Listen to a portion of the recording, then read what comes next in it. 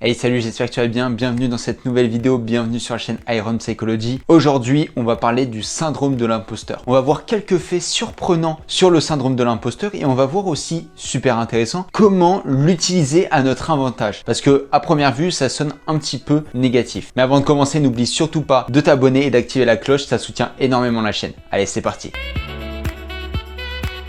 Comme vous avez sûrement pu le remarquer, je suis debout, j'espère que ça rend la vidéo un petit peu plus dynamique et tout.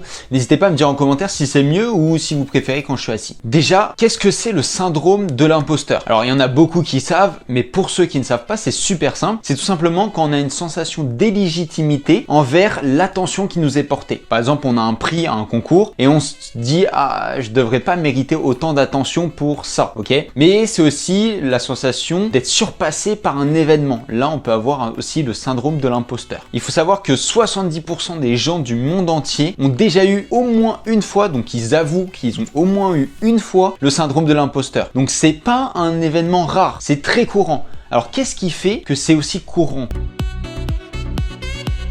Alors il y aurait plusieurs explications qui expliquent le syndrome de l'imposteur, mais une que j'aime beaucoup et je trouve qui est assez légitime, c'est qu'on utilise mal notre mécanisme d'attribution causale. C'est-à-dire simplement que quand il y a quelque chose qui nous arrive, au lieu d'attribuer la réussite à des causes internes qui sont propres à nous, on a plutôt tendance à attribuer la réussite à des causes externes. Par exemple comme la chance ou bien le timing.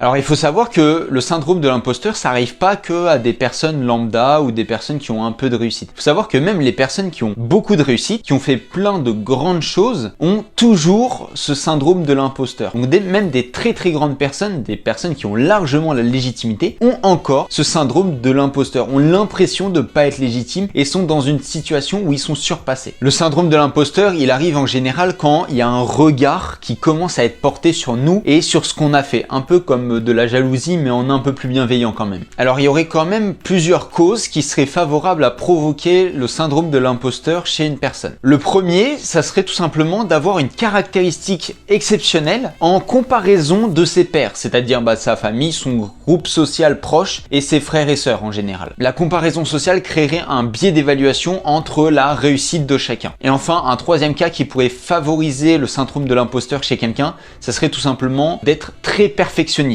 Mais au final, on va voir dans une dernière partie que le syndrome de l'imposteur, malgré qu'il sonne un peu négatif, on peut l'utiliser à notre avantage.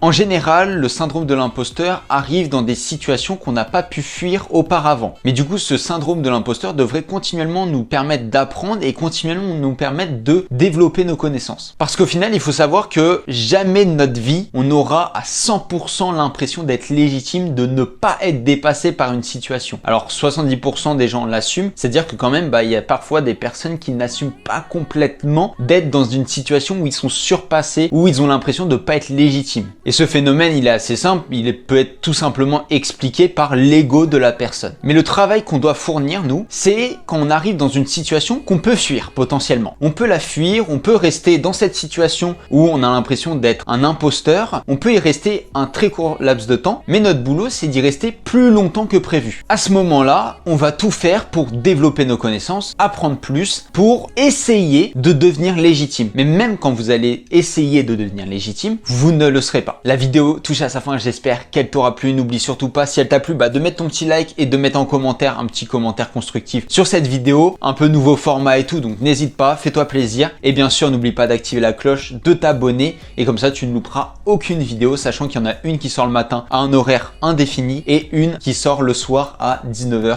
tous les soirs. Donc on se retrouve ce soir à 19h. Salut!